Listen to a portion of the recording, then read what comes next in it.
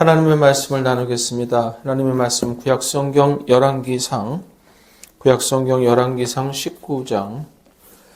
엘리야가 그것 굴에 들어가 거기서 머물더니 여호와의 말씀이 그에게 임하여 이르되 엘리야야 내가 어찌하여 여기 있느냐. 그가 대답하되 내가 만군의 하나님 여호와께 열심히 유별하오니 이는 이스라엘 자손의 주의 언약을 버리고 주의 대단을 헐며 칼로 주의 선자들을 죽였으며오며 오직 나만 남았거늘 그들이 내 생명을 찾아 빼앗으려 하나이다.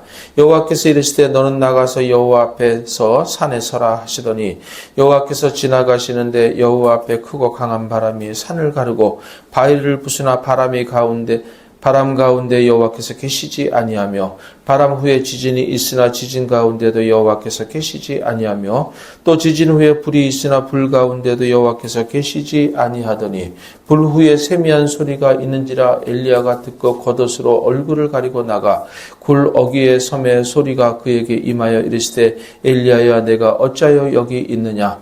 그가 대답하되 내가 만군의 하나님 여호와께서 열심히 유별하오니 이는 이스라엘 자손이 주의 언약을 버리고 주의 제단을 헐며 칼로 주의 선자들을 죽였으며오며 오직 나만 남았거늘 그들에게 생명을 찾아 빼앗으려 하나이다. 아멘. 왜 이 말씀을 오늘 붙잡았냐면은 2025년 한 해를 잘 마무리를 이제 해야 되잖아요. 그런데 살아오면서 이렇게 보니까 너무 부족한 게 많은 거예요. 우리 마음대로 잘 되지 않은 부분들이 있고, 기대한 만큼의 어떤 희망을 갖고선 시작을 했는데, 결과를 보게 되면은, 현실의 무게에 실감을 느끼는 좀 힘든 우리의 현실을 우리가, 느끼게 되죠. 그 시점이 바로 이 시점이지 않나 생각이 들어요. 12월 한 달이 남았지만은, 그러나, 따지고 보면 이제 12월 한 달은 준비하는 달이거든요. 마무리가 아니라 사실은. 그래서 기대와 희망으로 시작했지만은 기대했던 상황과 환경이 우리에게 있지 않습니다. 물론 사람마다 차이가 있겠지만은 실제로 보면 현실적으로 좀 많은 부분이 실망밖에 없는, 그리고 원하는 그런 삶이 아닌 많은 부분에 부족한 것을 우리가 느끼게 되는 그런 답답한 시점일 겁니다. 저는 이러한 시점에서 하나님의 위로를 함께 들으면 좋겠다라는 그런 생각을 해보았습니다. 그래서 하나님의 위로를 함께 듣고 12월 한 해를 잘 준비해서 새해를 맞이해야 되겠다라는 마음으로 그런 기대감을 가지고, 내일을 향한 기대감을 가지고 본문을 들으려고 합니다. 그래서 이 본문은 좌절과 실망 속에서 우리에게 위로하시는 하나님의 음성의 메시지가 담겨 있습니다. 그래서 오늘 여러분들이 한 해 동안 열심히 살아왔는데 그 결과에 못 미치는 삶에 대해서 내가 정말 이렇게 하나님 앞에서 이렇게 열심히 신앙생활 했는데 왜 그럴까라는 그런 의구심과 불안과 또는 서운함들보다는 우리 현실적인 우리 현 신앙을 좀 체크해 볼 필요가 있고, 더 나아가서 우리가 어떻게 다시 한번 복된 하나님의 자녀로서 일어설 것인가라는 것을 생각하는 그런 시간이 되길 바랍니다. 오늘 본문에 등장하는 주요 인물과 사건에 관련된 인물이 있어요. 근데 핵심적인 인물이 많이 있지만은 특히 엘리야 선지자와 아합 왕, 이 두 사람이 여기에 핵심 인물이라 볼 수 있습니다. 물론 여기 주인공은 엘리야고 아합은 악역을 맡은 사람이죠. 예. 이 아합에 대해서 먼저 이야기를 할게요. 북이스라엘의 왕입니다. 아합 왕은. 그리고 오므리의 아들이기도 합니다. 그래서 아들로서 왕위를 계승을 했죠. 고고학자 윌리엄 브라이트라는 사람은 이 아합 왕이 BC 869년에서 850년 사이에 이스라엘 왕으로 22년간 통치했다라고 이렇게 증명을 합니다. 네, 왕으로서 22년간 이스라엘 왕으로서 통치했다는 건 굉장히 긴 장기 집권이에요. 사실 따지고 보면요. 어쨌든 아합은요, 굉장히 세속적으로 머리가 좋았던 사람 같아요. 그래서 두로 왕의 딸 이세벨과 정략 결혼을 합니다. 이 두로는 포에니 또는 페니키아 왕국의 한 도시입니다. 거기에 왕의 딸인 이세벨과 정략 결혼하는데 이세벨은 공주이기 전에 여사제로서 그런 직분을 갖고 있어요. 무슨 여사제냐? 바알을 섬기는 우상 숭배하는 그 당시에 가장 강력한 우상이죠. 사람들이 만들어낸 우상. 그걸 섬기는 여사제입니다. 이 정략 결혼은 당시 국가 간에 서로 안정과 평안을 도모하기 위해서 이렇게 동맹을 맺는 거죠. 근데 그냥 말로만 하는 것이 아니라 이렇게 내 딸과 아들, 딸을 서로 결혼시켜서 어떤 그런 혈연적인 그런 동맹을 맺는 것입니다. 어떻게 보면 안정과 평화를 꾀하는 세속적인 방법이겠죠. 이것부터가 이미 아합은 하나님을 떠나 있다는 걸 볼 수 있어요. 하나님을 믿지 않는다는 것을. 왜냐하면은 아합은 이러한 방법을 택한 것은 하나님에 대한 믿음이 없으니까 세상적인 방법으로 평안과 안전을 지키려고 했다라는 것이 반증이 되는 것이죠. 그죠? 그런데 우리 믿음의 사람들은 어떻습니까? 어떤 상황과 환경에 있자라도 하나님이 나를 지켜주신다는 이 믿음을 갖고요. 또 세상과 결탁하지 않냐고 온전히 믿음으로 우리는 힘있게 살아가야 되거든요. 이게 하나님을 믿는 사람의 본질적인 모습인 것입니다. 그래서 하나님 안에서 평안과 안전을 도모해야 됩니다. 어쨌든 아합은 자신의 딸을 또한 유다 왕 여호사밧에게 시집을 보냅니다. 이 역시 뭐예요? 같은 동족이지만은 국가로 분리되는 국가 속에서 안전을 꾀하려는 거죠. 평안을 꾀하려는 거죠. 그래서 유다 동맹을 맺는다는 건 다른 국가가 침략했을 때 함께 동맹국으로 힘을 얻을 수 있다라는 계산이 그만큼 머리가 아주 싹싹 돌아가는 그런 사람이에요. 그 당시에 모압은 굉장히 강력한 힘을 가진 국가이기도 한데 이 모압이 아버지 오므리에 의해서 이미 점령을 당했어요. 그래서 지배를 당했고 매년 세금을 바치는 정도로 아주 안정적인 북이스라엘의 정국을 유지하고 있다라고 우리가 보면 됩니다. 그러니까 국가적 기반이 안정적인 상태였어요. 그러니까 아주 축복받은 거라고 볼 수 있겠죠. 근데 문제는 뭐냐면은 아합의 행동이에요. 아합은 북이스라엘 사람들을 바알을 우상 숭배하는데 아주 적극적으로 이끌었던 대표적인 악한 왕이라는 거죠. 하나님이 기뻐하지 않는 사람이에요. 하나님이 이러한 아합과 북이스라엘을 징계하시고 또 경고하시려고 엘리야를 사용하시게 됩니다. 엘리야 선자를. 그래서 엘리야 선자는 온 이스라엘에 가뭄을 선포합니다. 하나님 앞에 기도하고 가뭄을 하나님께서 너희의 죄악으로 인해서 우상 숭배로 인해서 하나님께서 너희를 징계하는데 바로 가뭄으로 징계하신다 그랬어요. 어느 정도로 가뭄이 심했냐면은 오늘은 내 아들을 잡아먹고 내일은 우리 아들을 잡아먹자 이렇게 될 정도로 아주 끔찍한 일이 벌어지는 그런 상황까지 간 것이죠.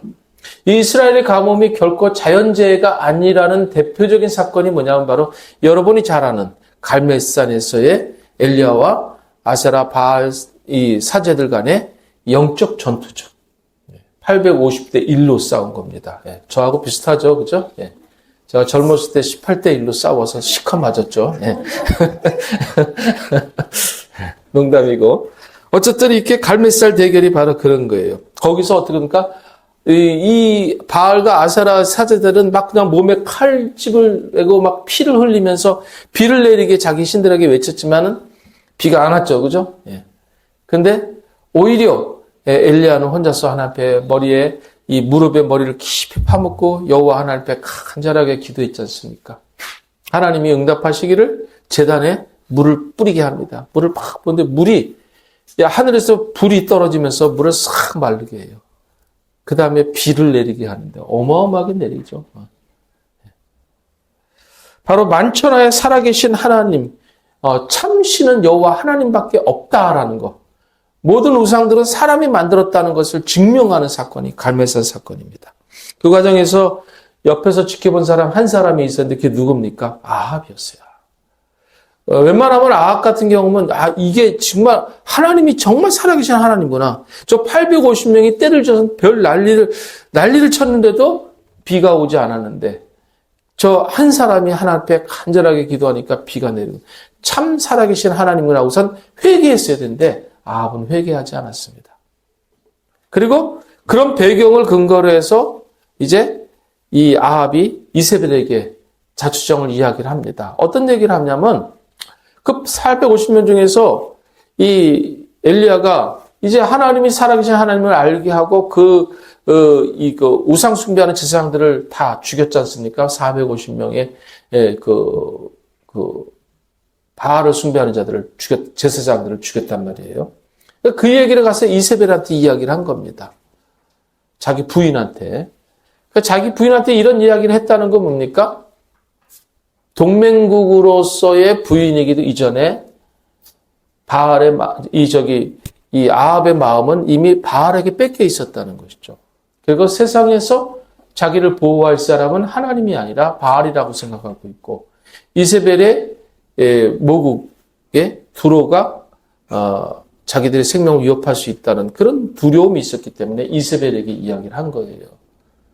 그러니까 사람 눈치를 본 거지 하나님 눈치를 보지 않았다는 거죠. 얼마나 어리석었습니까? 눈으로 보고도 경험하고도. 근데 이 경험을 우리 다 했어요. 살면서 야 이런 일이 있을까? 했는데도 불구하고 하나님을 온전히 믿지 않는 우리의 모습이 어쩌면 이 본문에 있는 아합의 모습과 너무 닮았어요. 예. 그거는 직분과 상관없습니다. 목사도 마찬가지고 직분자도 다 마찬가지입니다. 우리 청년들도 마찬가지고. 10년, 20년 하나님 믿으면 뭐예요? 교회 나오면 뭐합니까? 사람 눈치 보고 맨날 어떤 일이 시작되면은 하나님 앞에 무릎 꿇고 기도보다는 어떻게 하면 그 사람 마음에 들까? 어떻게 하면 그 사람의 마음을 녹일까? 내가 뭐 해보려고 하는 것. 그죠? 이력서 한 장을 내도 기도하면서 가는 게 아니라, 좀 이렇게 이쁘게 잘 꾸며가지고서, 멋있게 잘 꾸며서 간다든지. 이런 게 뭡니까? 이미 벌써 사람을 보려고 하는 거죠. 우리가 그런 걸 내려놔야 됩니다. 이게 벗어났는데, 어쨌든 간에, 아합은 바로 회개하지 않았습니다. 그리고 갈멜산에서 사건을 통해서 어떤 일이 벌어졌고 그래서 엘리야가 이 우상 숭배하는 사제들을 갖다가 다 죽였다라는 걸 갖다 이세벨에게 이야기를 합니다. 그러니까 오늘 19장 1절부터 시작되는 게 바로 그거죠.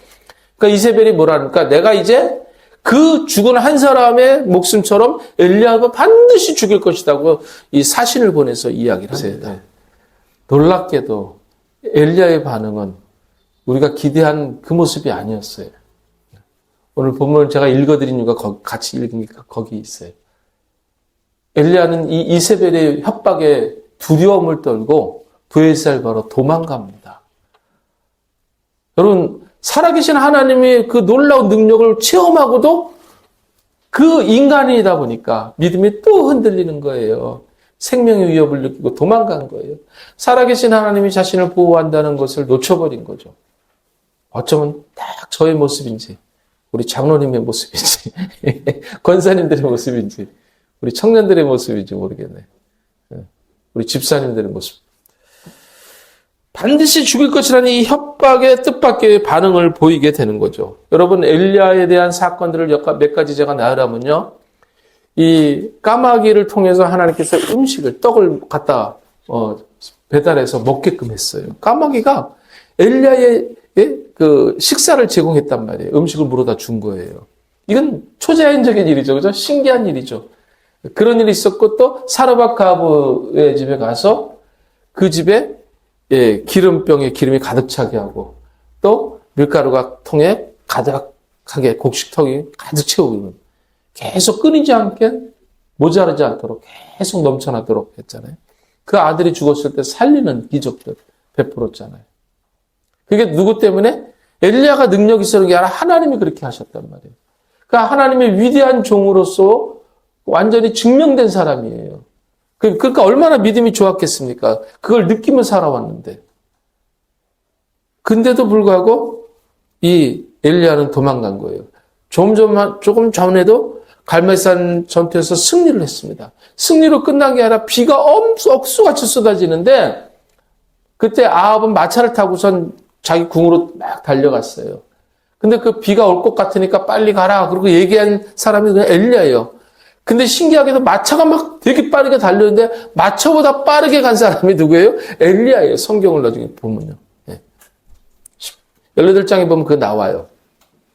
그만큼 이게 사람으로서 할 수 없는 일들을 행하는 사람이 바로 엘리야예요. 물론 본인이 행한 게 아니라 하나님이 하신 거지만은 그런 표적을 경험했던 사람이란 말이에요. 그런데 생명의 위협을 느끼고 도망갔다니까.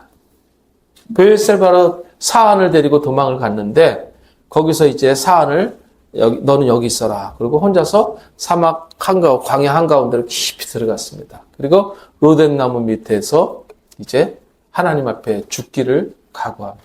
그러니까 죽여달라고 간청을 하는 거예요. 그래서 뭐라고 얘기하냐면요. 여러분 보시게 되면 어디 나오냐면요. 4절.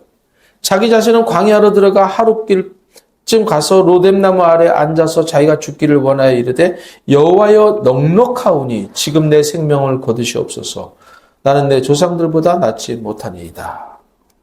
이게 무슨 뜻이냐면은 열심히 했다는 거예요. 그리고 살 만큼 살았습니다. 근데 결과가 만족스럽지 못합니다. 차라리 이렇게 살 바에 죽는 게 낫겠습니다. 저 죽여주세요. 제가 열심히 해봤는데 제 조상들보다, 저희 조상이 믿음의 사람들보다 저는 나은 게 하나도 없네요. 열심히 살아봤는데 결국 오늘 지금 이 시점에서 11월 31일 맞죠? 30일 30일 주일날 아침에 우리 앉아서 가만히 돌이켜보니까 2025년 1월 1일 날 시작했던 삶하고 별반 다를 게 없네요. 노력했는데 똑같네요. 아니, 나쁘면 나빴지 더 좋은 건 별로 없네요. 젊은 애들 쓰는 말이 1원어치도 좋아진 게 없네요. 10원어치도 좋아진 게 없네요. 요즘 젊은 애들 그런다 그러더라고요. 그러면서 차라리 죽는 게 낫겠습니다 했다는 거예요. 여호와여 넉넉하오니라는 게 뭐예요? 하나님의 종으로서 최선을 다했다는 겁니다. 자기는요. 그러니까 그런데 바뀌지 않았다는 거예요. 이 좌절감은 저는 이해를 합니다. 여러분과 제가 만난 시간들이 어마어마한 시간이잖아요. 그죠? 그 많은 시간들이. 애들이 저렇게 벌써 컸어요. 저보다 더 커요. 요만한 애들이 제가 올려다봐야 돼. 그런 시간들이 있었어요. 근데 우리 여러분 꼭 여러분을 지칭해서 하는 말이 아니다. 보면은 그 많은 말씀들을 통해서 우리가 얼마나 변화됐을까 하는 기대감들이 있지만은 변한 게 없어. 제가 예전에 한 10년 우리 교회 사역하고선 그 다음에 무슨 설교를 할까 고민이 되더라고요. 하면 뭐해? 똑같은데. 그때 좌절감과 그 무너져 내리는 사명감들. 그냥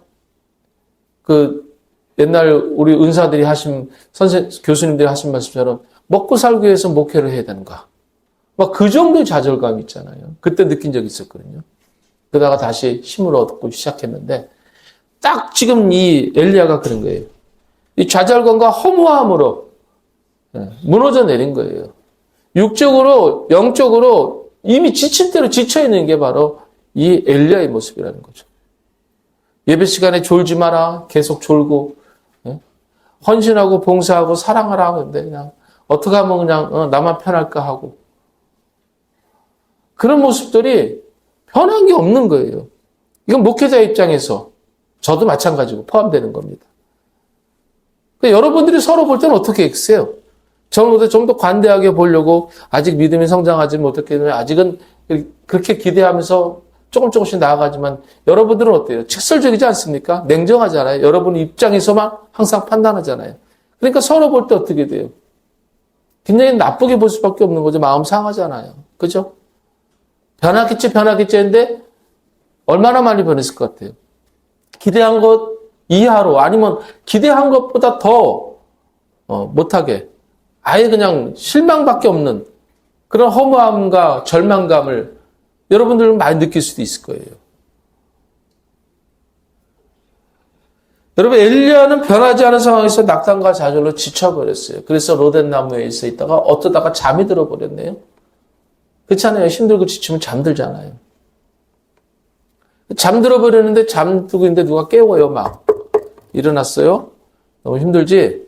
여기 떡이 있으니까 숯으로 구운 떡이 있으니까 몸 좀 녹이고 음료수도 마시고 떡도 먹고 힘을 얻어라. 그래서 마침 또 배고프니까 먹었습니다. 마시고 그러다가 또 졸음이 올 것 같아 잤어요. 왜? 왜 이렇게 잤을까요? 소망이 없으니까, 희망이 없으니까, 기대감이 폭이 없으니까, 좌절 때문에 뭘 하고자 하는 의욕을 잃어버린 거예요. 그러니까 또 자는 거예요. 그래서 또 깨웁니다. 또 떡을 주며 음료수를 주면서 먹고 힘을 얻어라. 내가 널 인도해야 되는데 내가 너에게 인도할 그 곳까지 네가 갈 수 있도록 힘을 비축해야 된다. 이렇게 얘기를 합니다. 그게 누굴까요? 천사가 그랬다는 거예요. 천사가. 그래서 천사가 주는 대로 먹고 마시고 이제 일어나서 이제 그 인도하는 곳으로 가게 됩니다. 거기가 뭐냐면 시내산이라고도 하고 호렙산이라고 합니다. 오늘 본문에 호렙산이라고 있죠. 지명이에요, 지명. 예. 백두산, 뭐 이렇게 금강산 이런 것처럼. 호렙산은 어떤 곳이냐면 출애굽 사건 때 모세가 십계명을 받은 시내산, 바로 거기 그 곳이에요. 그리고 여러 가지 율법을 받은 것이 바로 이 시내산입니다. 하나님께서 처음 이스라엘 백성들과 계약을 맺은 것이 바로 이 시내산, 호렙산이에요. 하나님께서 바로 이 엘리야를 그곳으로 인도하신 것이에요. 굉장히 의미가 부여되는 거죠. 그러니까 계약을 맺었다는 건 다시 원래 그 계약의 그때 상황을, 그리고 하나님이 어떤 의도로 계약을 맺었는가에 대한 것을 리마인드 시키는, 회복, 다시 돌이켜보는 거예요. 이 말은 다시 말해서 내가 절대로 포기하지 않는다. 끝까지 사랑하고 내가 책임질 것이다. 라는 메시지가 거기에 담겨 있는 것이죠.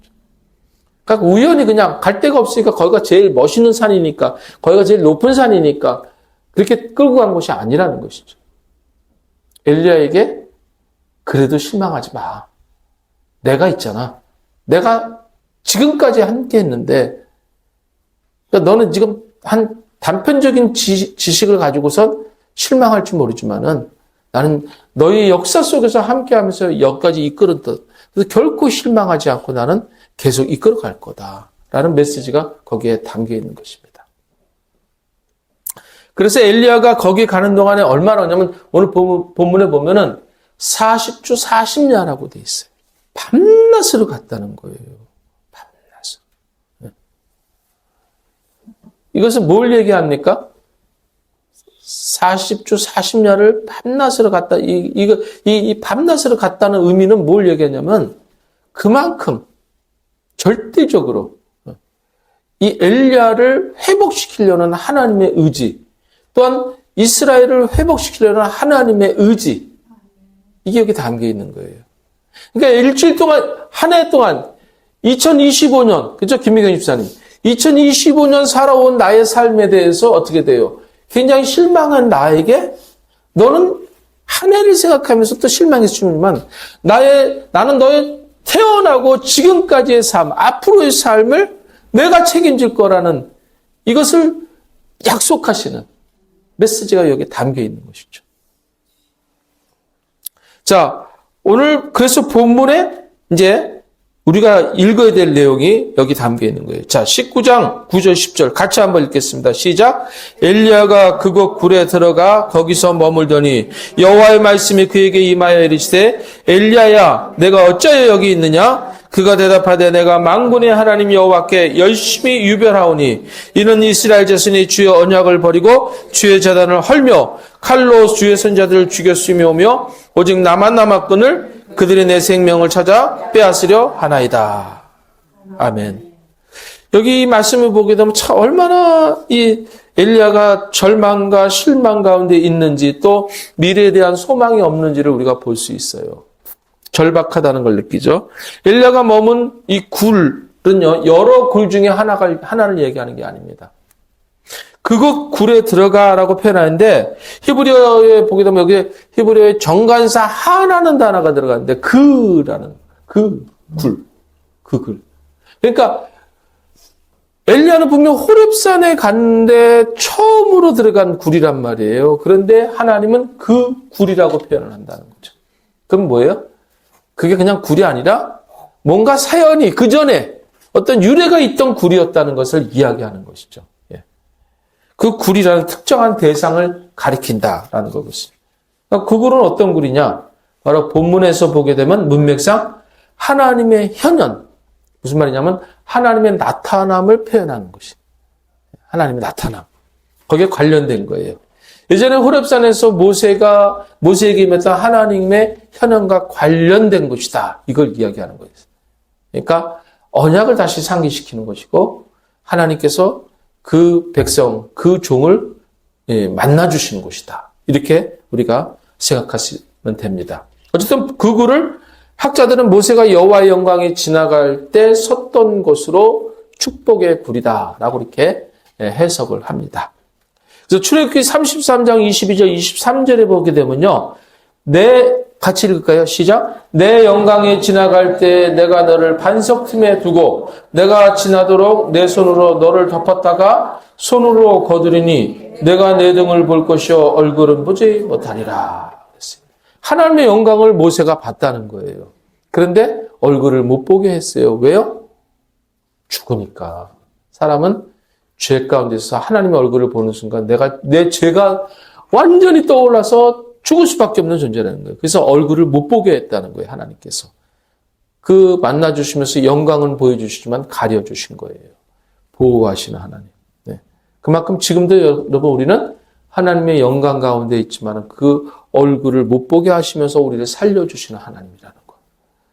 꼭 기억하시기 바랍니다. 하나님은 엘리야를 모세가 하나님과 경험했던 자리로 인도하시고 동일한 경험을 하게 하십니다. 그리고 하나님은 엘리야에게 질문하죠. 내가 어찌하여 여기 있느냐? 왜 그러셨을까요? 왜 이런 질문했을까요? 내가 어찌하여 여기 있느냐? 몰라서? 정말 어디 있는지 몰라서 물으셨을까요? 그건 아니죠. 이게 무슨 뜻이냐면은 여러분이 지금 이게 생각하는데 그대로예요. 여긴 네가 있을 자리가 아니라는 거죠. 여기는 의심의 자리가 아니라는 거예요. 여기는 네가 실망의 자리, 좌절의 자리가 아니라는 거예요. 여러분 지금 여기 앉아 있지만은 여러분 좌절할 필요가 없다는 거예요. 실망할 필요가 없다는 거예요. 단편적인 한 해의 모습만 보고선 여러분이 스스로로 실망하면서 내일을 포기할 필요가 없다는 거예요. 여러분은 항상 기대를 가지고 희망을 가지고 만들어 가시는 하나님을 경험하라는 거예요. 믿으라는 거예요. 왜 여기 있는지 모르셔서 질문하는 질문이 아니라는 것이죠. 하나님께서 지금 그가 겪은 모든 일과 그 영적 상태를 잘 아시면서도 불구하고 그 질문하는 것은 이것은 다시 말해서 자신을 돌아보라는 거예요. 너 네 능력으로 여기까지 그 능력 가운데 능력을 행사했냐? 아니잖아. 내가 있잖아. 근데 왜 실망해? 세상 사람들이 그렇게 할지라도 그때 거기서 그 세상 속에서도 너는 의연하게 나의 종으로 역할을 감당했잖아. 여러분은 세상 속에서 그래도 나름대로 사람들하고 비슷하게 살았지만 그래도 의의를 추구하고 말씀대로 살려고 노력했잖아요. 예배도 드렸고 기도도 하고 찬양도 했잖아요. 순간순간 여러분이 정말 이럴 때만 꼭 하나님을 찾아 하면서도 기도했잖아요. 그게 다른 점 아닙니까?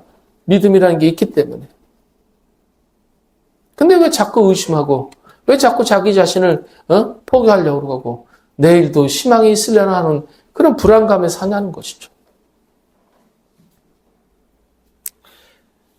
여러분 이런 자기 자신을 한번 돌아보게 하고 다시 사명을 붙들게 하려고 하시는 하나님의 그 의중을 엘리야가 빨리 깨달았어야 돼요.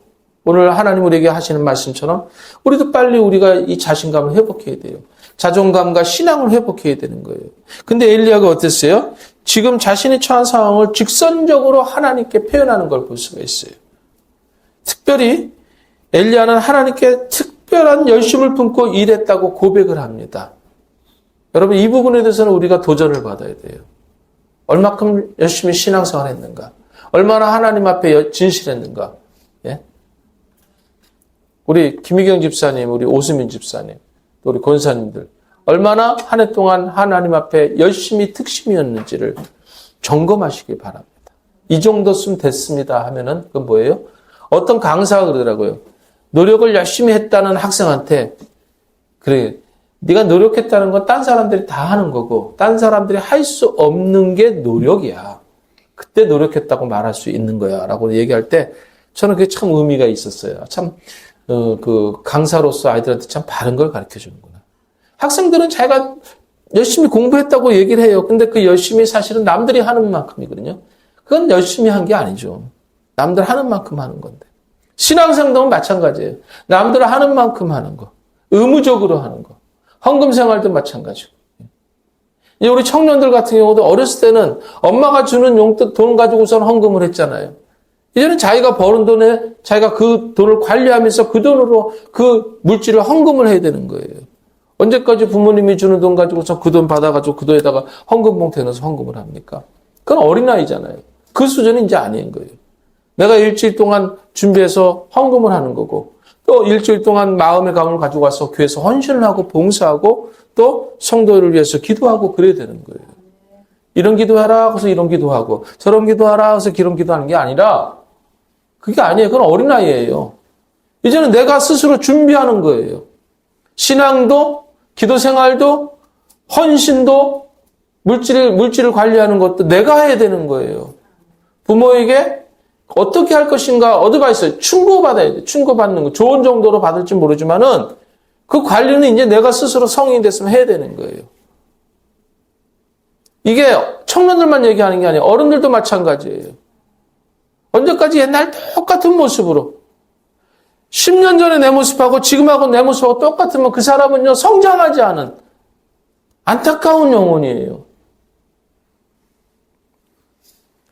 여러분 엘리야가 지금 바로 그런 거예요.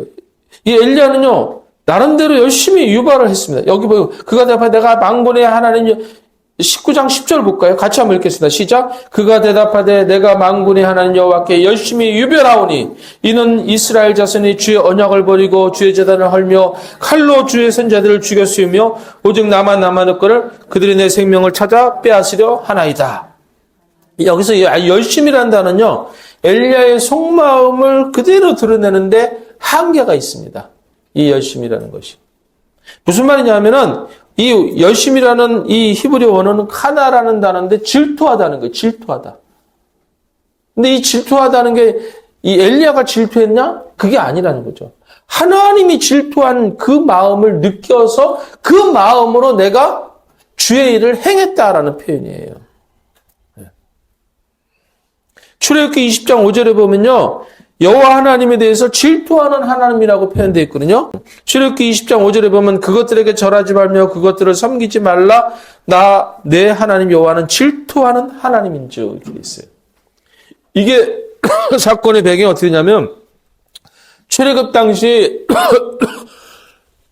출애굽을 해가지고 이스라엘 백성들이 시딤이라는 곳에 머물렀어요. 근데 거기 모압 여자들이 살았는데 세상 여자들이 얼마나 이쁘겠습니까? 그죠? 막 그냥 화려하게 치장하고 멋있겠죠? 광학길을 그냥 먼지바람 쐬고 그냥 그 뜨거운 태양과 그냥 그 밤바람 차가운 바람에 얼마나 이스라엘 그 사람들이 힘들었겠습니까? 그 여인들이 각볼 틈이 없었겠죠. 광야에서 천막 치고 자고 다시 출발하고 그러니까. 그러니까 비교가 안 되는 거죠. 거기 있는 여자들은 막 얼마나 화장을 이쁘게 했고 막 그냥 펌도 하고 막 그냥 이게 저것도 했겠죠, 그죠? 성형수술도 하고 눈꺼풀도 쌍꺼풀로 하고 예, 입술에다가 보톡스도 맞고 막 그냥 요즘 그러더라고. 자, 그렇게 멋지게 가꿨을 거란 말이에요. 아주 이쁜 옷들만 입고. 그러니까 비교가 안 됐을 거니까 이스라엘 남자들이 그 여인들에게 마음을 뺏긴 거예요. 자기 부인이 있는데도 불구하고 또는 이 여인들을 이방 여인들을 갖다가 결혼도 안 했는데 자고 막 이랬단 말이에요. 동침하고. 하나님 보실 때는 안 좋은 거죠. 그죠? 문제는 뭐냐면 이 이방의 모압의 여인들이 이 남자한테 자기들이 어떤 제사를 지내거나 자기들이 신한테 바알이나 우상 숭배할 때 남자들을 초청해서 같이 거기서 먹고 마시고 그런단 말이에요. 술 취하고 막 그냥. 그러니까 막 타락하게 되는 거예요. 그래서 하나님께서 진노하셨어요. 진노하신 거예요. 그래서 여호와 하나님께서 이스라엘 진중에 연병을 갖다가 뿌린 거예요. 퍼지게 한 거예요. 죽을 병이죠, 그죠? 예, 고통스럽게. 그래서 모세에게 바알볼에게 절한 모든 자를 색출해서 다 죽여라 그랬어요. 그런데도 한 남자가 그런 하나님께서 모세를 통해서 얘기했고 모세가 그걸 선포했음에도 불구하고 한 남자가 반항심이었는지 어쩐지 모르겠지만은 여자를 데리고 자기 천막에 들어가서 잔 거예요. 또 동침. 그걸 비느하스가 그걸 보고 창을 갖고 들어가서 남자의 등짝부터 해서 여자의 배까지 그냥 한 봉에 찍어서 죽여버렸어요.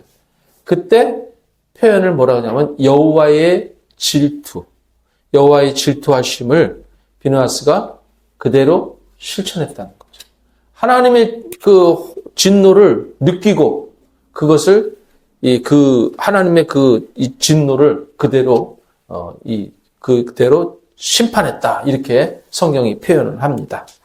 어쨌든 간에 그때 연병이 끝이었는데 연병으로 죽은 자가 이스라엘 진 중에 24,000명이 죽었어요. 어마어마한 거죠. 그죠? 예. 하나님이 당신의 사랑하는 백성들을 그 우상숭배한 자들을 다 죽여버린 거예요. 그때 하나님께서 모세에게 이렇게 말씀합니다. 민수기 25장 10절 13절인데 안 나왔죠? 나왔어요? 네. 제가 읽어드릴게요. 여호와께서 모세에게 말씀하시되 제사장 아론의 손자 엘리아살의 아들 비느하스가 내 질투심으로 질투하여 이스라엘 자손 중에서 내 너를 돌이켜 내 질투심으로 그들을 소멸하지 않게 하였도다. 그러므로 말하라. 내가 그에게 내 평화의 언약을 주리니 그와 그 후손에게 영원한 책상의 직분 언약이라. 그가 그의 하나님을 위하여 질투하여 이스라엘 자손을 속죄하였습니다. 이 비느하스 한 사람 때문에 이스라엘이 진멸될 걸 막으신 거예요.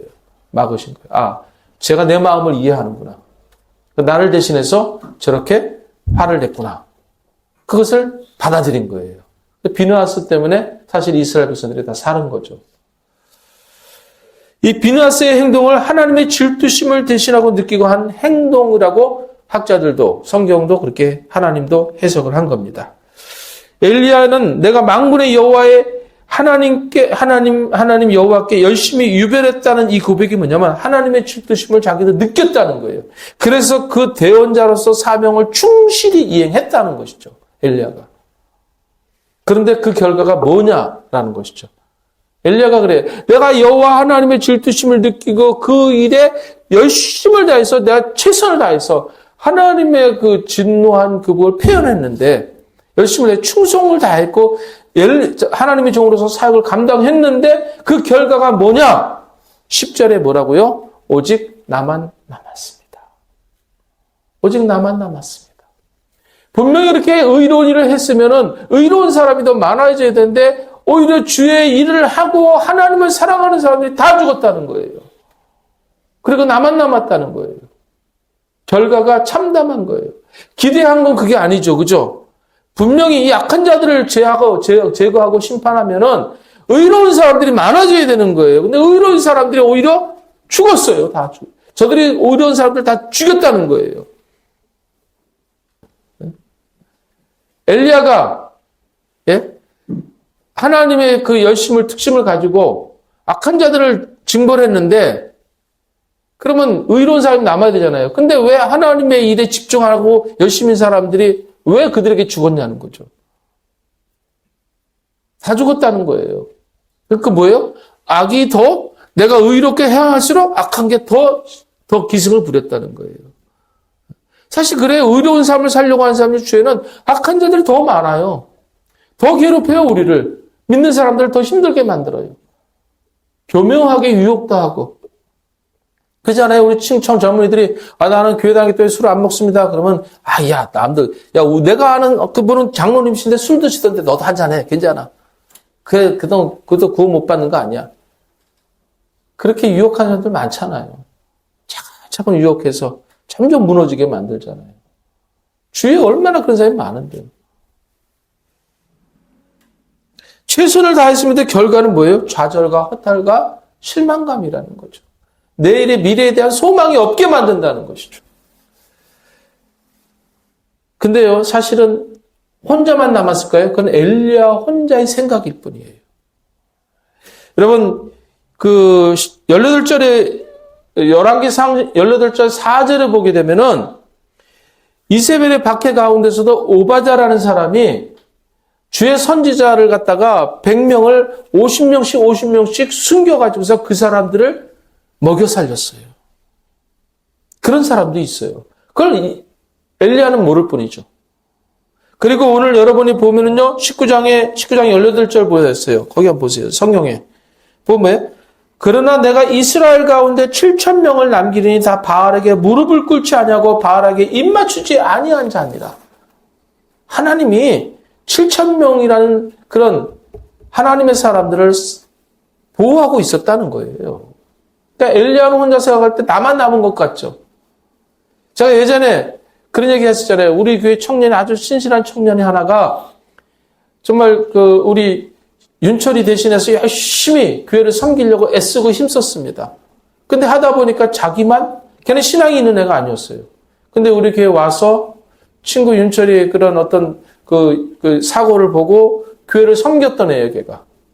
열심히 그 목을 하겠다고. 근데 돌아보니까 어떻게 돼? 청년들이 다들 놀고 있는데 자기만 바보처럼 일하는 것 같아요. 그래서 실망해가지고 교회를 안 나왔잖아요. 그죠? 네. 딱 그거예요. 나만 열심히 하는 것 같아. 딴 사람들은 교회를 안 섬기는 것 같고, 나만 봉사하는 것 같고, 네? 나만 그냥 바보처럼 그냥 교회 섬기고 헌신하고 헌금도 더 많이 드리고 그런 것 같고, 나만 더 그 사람들 신경 쓴 것 같은데 딴 사람은 안 한 것 같고, 그러니까 이렇게 바보처럼 혼자 나만 이렇게 바보 같대? 엘리야가 그랬다는 거예요. 그런 생각을 했다는 거예요. 근데 사실은 아니죠. 알게 모르게 모두가 있었기 때문에 교회가 유지되고 있고 더욱더 하나님 안에서 그 일들을, 하나님의 일들을 감당하고 있는 거거든요. 그런 부분을 우리 생각을 해야 되는 거예요. 근데 엘리야는 역시 똑같이 사람이다 보니까 나만 혼자서 바보짓하고 뻘짓하는 것 같은 거예요. 열심히 해봤자 아무 결과든 기대한 만큼 이루지도 않았고. 그러니까 엘리야는 오직 나만 남았다는 호소가 정당하다고 생각한 것이죠. 그런데 결코 그렇지 않은 것이죠. 물론 엘리야의 이 외침은 우리에게 많은 공감을 줍니다. 여러분, 누군가에게 실망을 주고 교회를 떠나게 하려면은 우리는 세상 말로 뺀질뺀질 해야 돼요. 그 사람이 지옥으로 가도록 만드는 길에 앞장서야 됩니다. 어떤 방법입니까? 헌신하지 않으면 돼요. 기도하지 않으면 돼요. 희생하지 않으면 돼요.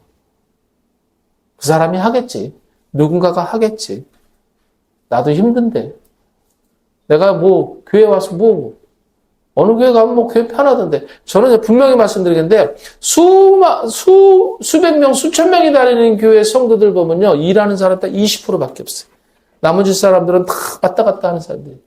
개미들 보면요, 개미들이 줄 서서 막 그 음식을 나누잖아요. 식량을 나누잖아요.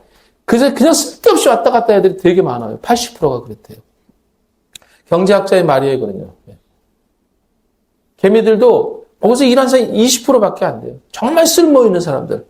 그래, 사람이 그 경제학자가 보면서 생각하기를, 저 나머지 80%는 쓸데없이 왔다 갔다만 하는구나. 라는 거 파악이 됐으면 하나님 보실 때 어떨 것 같아요? 쓸데없이 교회 왔다 갔다만 하는구나. 라고 되는 거예요.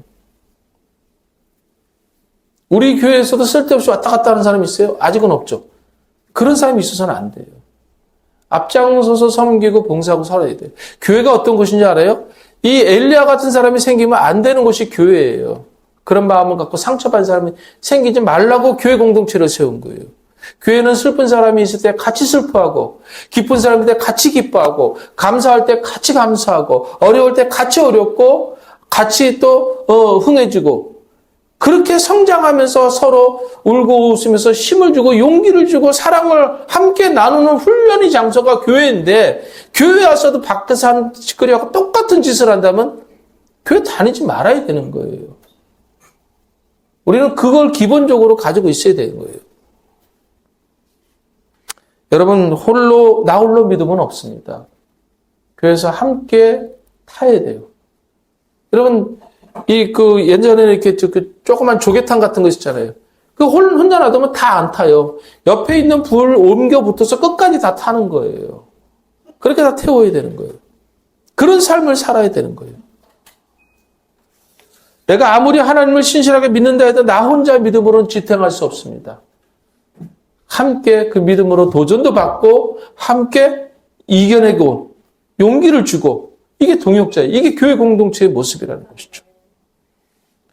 근데 이 교회 공동체가 그 역할을 감당하지 못하는 것은 엘리야 같이 마음 상한 사람들이 생겨날 수 있다는 거예요.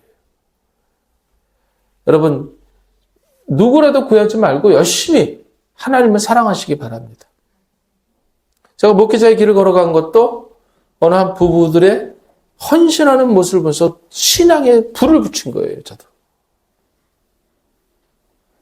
고린도 교회에 보낸 편지에 바울이 이렇게 얘기합니다. 고린도전서 12장 26절 27절인데 만일 한 지체가 같이 읽겠습니다. 시작. 만일 한 지체가 고통을 받으면 모든 지체가 함께 고통을 받고 한 지체가 영광을 얻으면 모든 지체가 함께 즐거워하느니라. 너희는 그리스도의 몸이요 지체의 각 부분이라. 그럼 교회가 바로 그리스도의 몸이고 지체거든요. 교회의 모습이 바로 그래요. 한 지체가 아파하면 같이 아파할 수 있어야 되고 함께 기뻐할 수 있으면 기뻐해야 되고 즐거워야 되는 것이고 이 영적인 필요에 민감하고 육체적인 그런 필요에 관심을 가지고 돌보는 이게 교회 공동체의 교회다운 모습. 우리 드림교회가 바로 그런 교회가 돼야 되는 거예요. 이름만 드림교회면 뭐합니까? 함께 꿈을 키워나가야죠. 본론으로 돌아와서 엘리야는 더 나아가 그들이 자신을 죽이려고 한다고 토로합니다.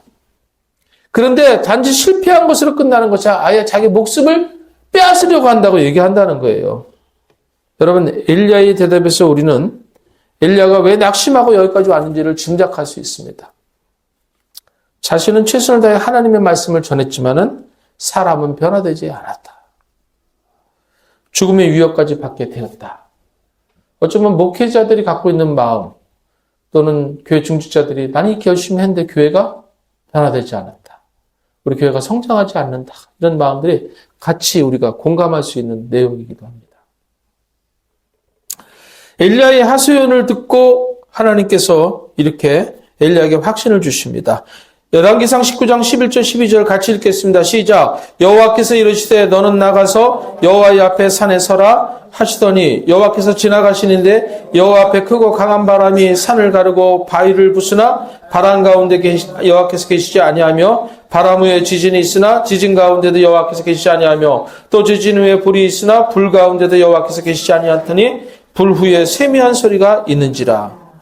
가장 먼저 하나님께서 보여준 게 뭐냐면 크고 강한 바람이 있었어요. 11절이죠. 그 바람이 얼마나 위력적이냐면 산을 가르고 바위를 부순다 그랬어요.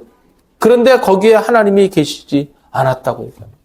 우리는 그런 하나님을 기대했어요. 산을 부수고 산을 가르고 바위를 부수는 하나님. 내가 어떤 어려움이 있을 때 이런 초능력으로 나타나시는 능력의 하나님, 한 방에 이 상황을 뒤집는 하나님을 기대하고 있는데 거기에 하나님이 안 계신 거예요.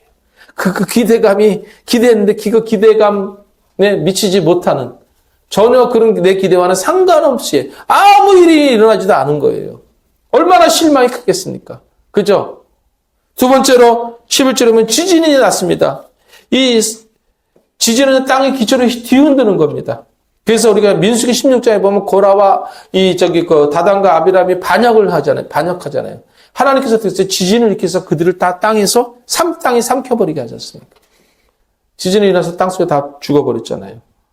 이 지진 가운데 역사하는 하나님인데 역시 그런 일도 안 일어난 거예요. 우리가 기대하는 게 그렇지 않습니까? 뭔가 내가 나를 갖다가 힘들게 한 사람을 갖다가 하나님께서 한 방에 그냥 이단 협차기로 좀 보내버렸으면. 근데 멀쩡해. 나보다 더 잘 살아. 얼마나 속이 상해. 그죠? 그런 사람 종종 보잖아요. 마지막으로 여호와께서 12절에 보면은 불로 지나가셨습니다. 이 불이 어떤 불입니까? 모세가 그 호렙산 떨기나무 이렇게 보니까 광야에 보니까 떨기나무에 불이 붙었는데 나무는 안 타고 있는 거예요. 그러니까 이 불이라는 건 다시 말해서 하나님의 임재를 상징하는 거거든요. 그러니까 여기 하나님이 분명히 불로 지나갔으니까 불이 하나님 계시겠지 했는데 안 계신다고 성경이 말씀하고 있어요. 이 세 가지 다 뭐예요? 내가 기대한 것이 전혀 이루어지지 않았다는 거예요. 여러분이 1월 1일 날 시작했던 기대와 소망들이 하나도 이루어지지 않았다는 거예요. 그러면 하나님을 믿는 것이 헛된 것이냐? 그럼 하나님에 대해서 기대하지 말아야 될 것이냐? 자, 그 다음에 나타나는 게 뭐냐면 이 모든 현상 가운데 계시지 않았지만은 12절에 보면 그 후에 세미한 소리가 들렸다는 겁니다. 세미한 소리. 그래서 NIV 성경에 보면 gentle whisper라고, 이 gentle은 부드럽다라는 뜻이에요. whisper 속삭인다, 속삭임. 그러니까 하나님의 메시지가 담겨있는 부드러운 속삭임. 그러니까 세미한 음성 가운데 하나님이 나타나셨다고 성경이 기록하고 있어요. 내가 기대한 거 이상의 그 기대한 거 하나도 없고 하나님의 방법으로 하나님께서 나타나셨다는 거예요. 이게 무슨 말씀이에요? 인간이 기대하는 거 이상으로 하나님께서는 행하시는데 우리가 이해할 수 없는 게 많잖아요. 그죠? 바로 그거예요. 이게 오늘 본문이. 넌 그런 거 기대했니? 그런데 그것은 일시적으로 우리에게 충격을 줄 수 있을지 모르지만은 내가 일시적으로 잠깐 너에게 도움을 주고 그 다음에 영원히 사라지는 게 낫겠냐? 아니면 늘 네 곁에서 세미한 소리로 함께 있는 게 낫겠냐? 여러분 어떤 걸 택하시겠습니까? 늘 함께 있는 거죠. 어느 농부가 거위를 키웠잖아요. 황금알을 키우는 거위를 키웠잖아요. 매일매일 황금알 하나씩 나는데, 야, 저거 한 방에 잡아버리면 저 속에 있는 거위알이 엄청 많겠지 하고서 잡으니까 끝났죠. 그죠? 끝나버렸잖아요. 매일매일 일용할 양식을 주시고, 나를 보호하시고 지켜주신 하나님. 지금 오늘 본문이 그걸 얘기하는 겁니다. 여러분, 어떤 하나님을 원하십니까? 한 번에나 다 사라진 하나님을 원하십니까? 늘 세미한 음성으로 나를 지키시고 보호하시고 동행하시는 하나님을 원하십니까? 여러분, 어떤 상황이 있다 할지라도 하나님은 우리와 늘 함께하기를 원하시고 그리고 우리를 지키시길 원하시고 보호하길 원하십니다. 그러니까 지금 현실을 보면서 실망하지 마시고 마지막까지 나와 함께 하시는 하나님이 일단은 이 든든한 믿음, 이 든든한 사랑, 무한한 사랑을 붙드시고 용기를 내고 다시 일어나는 우리 믿음의 성도가 되기를 예수님의 이름으로 축원합니다. 주님과 같이 내 마음 만지는 분은 없네. 오랜 세월 찾아 난 알았네. 내겐 주밖에 없네.